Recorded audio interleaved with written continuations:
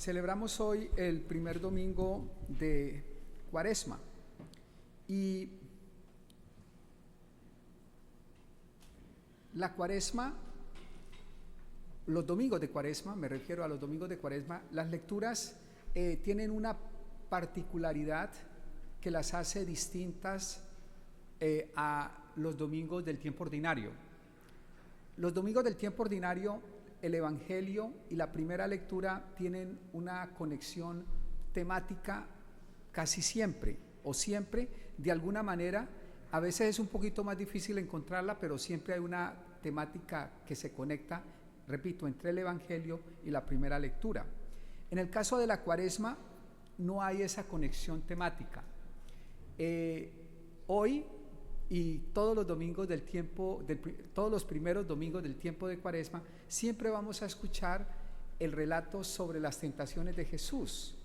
Hoy, como estamos en el ciclo C, estamos en el ciclo de San Lucas, entonces escuchamos a las tentaciones según el Evangelio de San Lucas. Dependiendo del ciclo, entonces podemos escuchar San Lucas, San Marcos o San Mateo. Pero la primera lectura, como les decía, va como por otro lado. Y lo que nos cuenta las primeras lecturas del tiempo de Cuaresma es algo sobre la historia de salvación. Ahora bien, ¿qué es la historia de la salvación? La historia de la salvación, para decirlo de una manera muy sencilla y sintética, creo yo que se puede decir que es el reconocimiento que hace el pueblo de Israel de la intervención divina o de la intervención de Dios en su propia historia. Por tanto, la historia de la salvación es historia humana interpretada como intervención divina. Espero no ser tan complicado en lo que estoy diciendo. Es el ser humano que interpreta y que puede ver que en su propia historia personal o colectiva, en este caso es el pueblo, colectiva, Dios ha intervenido en su historia. Dios se ha hecho visible, claro que bajo los ojos de la fe, pero visible a ese pueblo. En una manera más personal podríamos decir es la interpretación que una persona puede hacer de las intervenciones de Dios en su vida. Y ese para mí podría ser lo primero que la primera lectura nos podría ayudar a nosotros para este tiempo de Cuaresma. Hoy, no lo había dicho, hoy yo quiero hablar de la primera lectura, no del Evangelio. Casi siempre yo hablo del Evangelio los domingos, pero hoy me quiero centrar en la primera lectura. Esta primera lectura entonces es un credo, se puede decir, porque el pueblo de Israel está diciendo en qué cree, pero también es una interpretación histórica o una interpretación de su propia historia como intervención divina.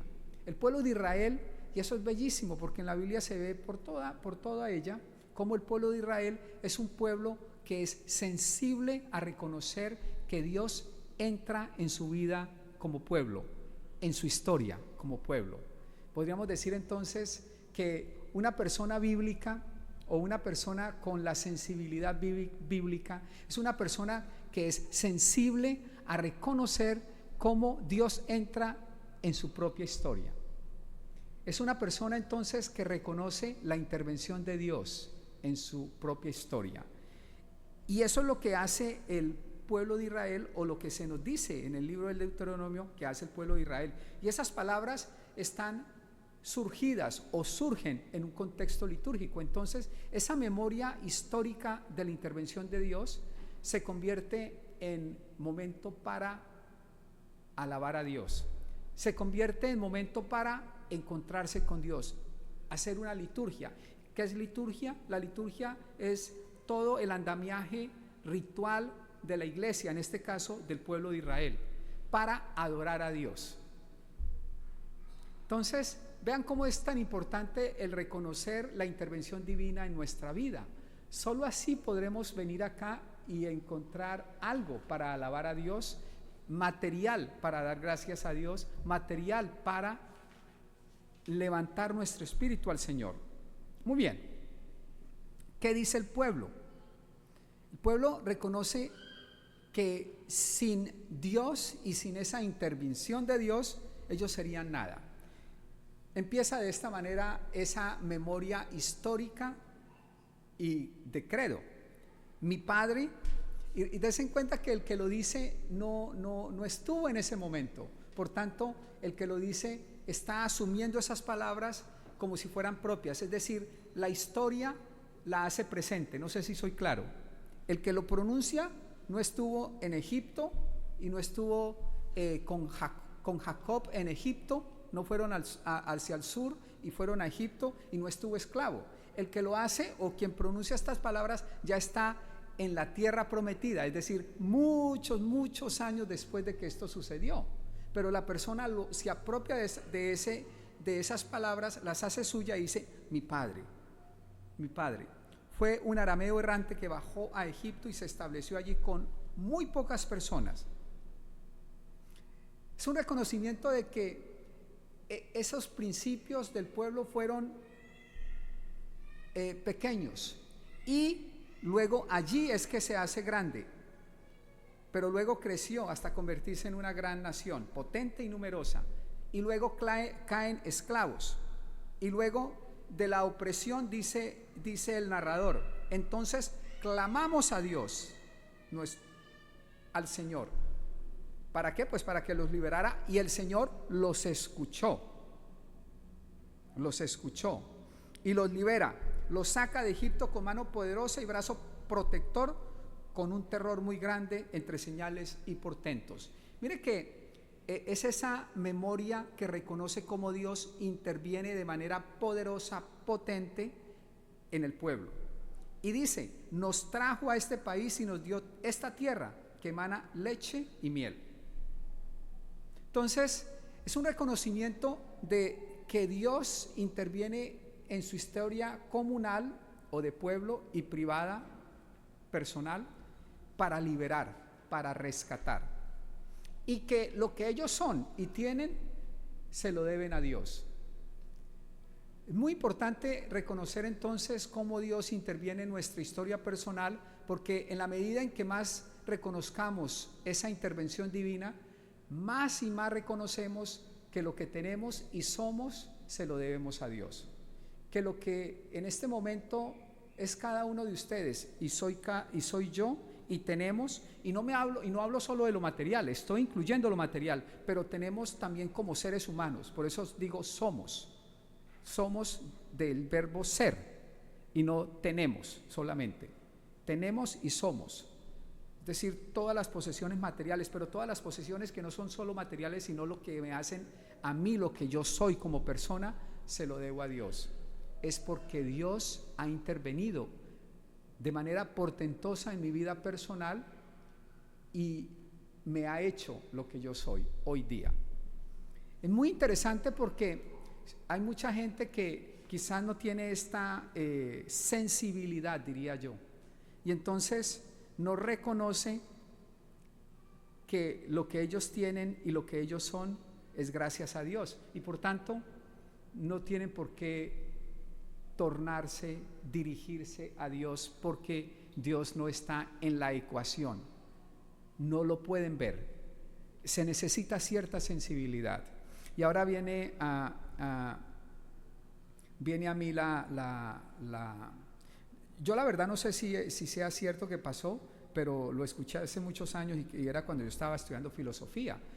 Uno de los seminaristas le gustaba mucho ver Los Simpsons.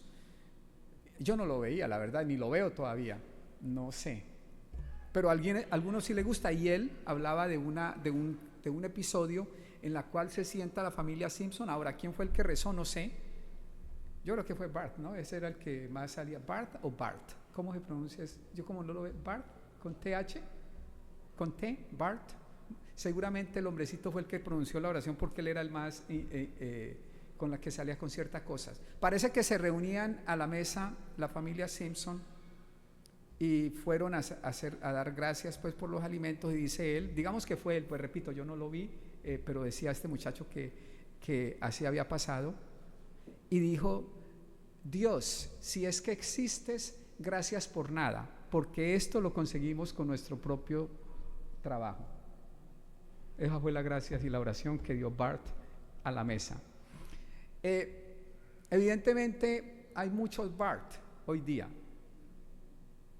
porque creen que lo que tienen, bueno, primero no creen que exista Dios, por tanto no tiene sentido darle gracias a Dios por nada, porque como no existe en su vida, en su mente no existe, entonces no tiene sentido ni siquiera dirigirse a Él. Y segundo, como no existe, pues todo lo que tienen es gracias a su propio esfuerzo. Todo lo que tienen es por sus propias fuerzas, porque lo han trabajado fuerte y duro, y tienen manera de probarlo. Sí me hago entender, ¿no? Y pues ¿quién les puede decir que no? Es estúpido casi entrar a discutir que no, porque pues tienen todo el andamiaje para decir que fue a su esfuerzo. Bueno, el pueblo de Israel es todo lo contrario. Es un pueblo totalmente dirigido a Dios y un pueblo totalmente hecho para el encuentro con Dios, y que reconoce que lo que es y tiene viene solo de Dios. Y por tanto entonces pasan dos cosas. El Salmo nos dice la primera que pasa. Para quien es Dios lo primero, y todo lo que tiene y es viene de Dios, entonces Dios se convierte en lo que dice el Salmo: tú eres mi refugio y mi fortaleza, tú eres mi Dios y en ti confío. Bellísima oración. Para quien Dios es el centro y de Él viene todo lo que tiene y es esa persona, Dios se convierte en el refugio, en la fortaleza, y se convierte en el único en que puede confiar, porque si viene de Él lo que Él tiene y es, quiere decir que también Él lo puede quitar cuando quiera. Y entonces no vivimos en el miedo de que Dios nos va a quitar todo, sino que vivimos en la sana incertidumbre, porque hay una incertidumbre sana en el sentido de que es Dios que está bajo el control de nuestra vida. Por eso es sana, porque no es un esquizofrénico.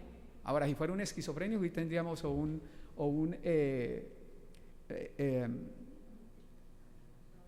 Dios con problemas de personalidad psiquiátrica, pues entonces sí tendríamos un gran problema. ¿Sí me hago entender? Pero no viene de un Dios así, viene de un Dios misericordioso, amoroso, todopoderoso y todo amoroso y misericordioso, lento a la cólera y rico en piedad, dice la Biblia. Y entonces, como viene de Él, entonces en Él confiamos y ponemos todo nuestro ser en Él, porque ese Dios es el que maneja no solo la vida y los hilos del universo, sino también la propia, la personal. Y entonces surge una oración de confianza y de abandono a ese Dios, porque como Él como Él lo da, lo quita también si quiere, diría Job en el Antiguo Testamento. Dios me lo dio, Dios me lo quitó, bendito sea el nombre de Dios. ¿Recuerdan? Algo así dice Job cuando queda sin nada.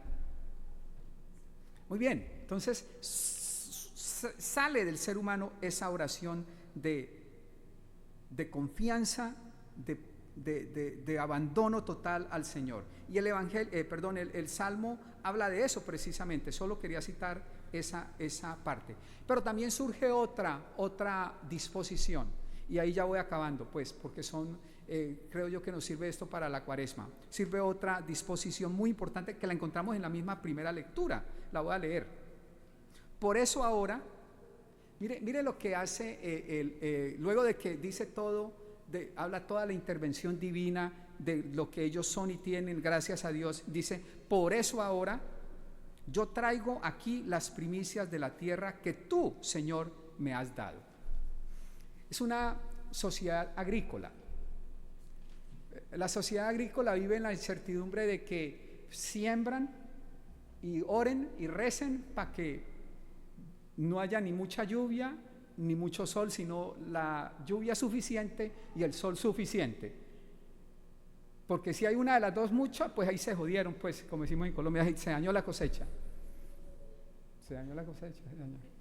Mucha lluvia, malo, mucho sol, malo, necesitan de los dos lo normalito o en la dosis exacta.